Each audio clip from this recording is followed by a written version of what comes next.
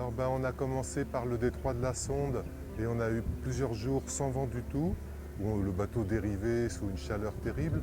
Et en fait, quand on a eu du vent, on a eu énormément de vent puisqu'il y avait un cyclone qui était en approche sur les Philippines et qui nous provoquait un vent de boue très fort.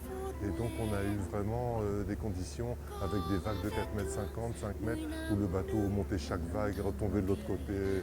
Et ça a duré pratiquement 2 jours avant qu'on puisse vraiment arriver à Vung Tau et remonter la rivière jusqu'à Ho Chi Minh.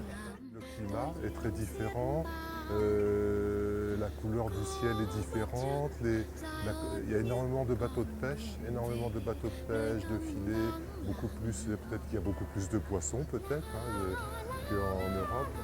Et c'est très très dépaysant.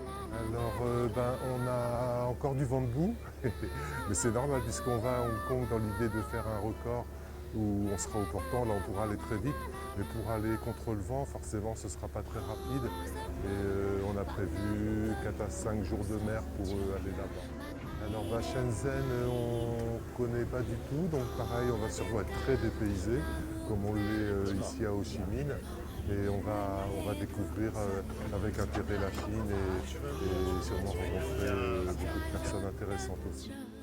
Les deux étaient très différents puisque j'étais seul sur la première étape et le trajet était très long, il faisait à peu près 20 000 km.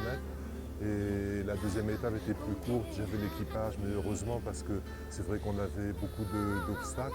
On a dû zigzaguer dans les îles, c'était très très différent, mais les deux étapes étaient très intéressantes. On a l'intention de naviguer un petit peu, de faire des sorties, de rester quelques jours à Shenzhen avant de faire le départ pour le grand record.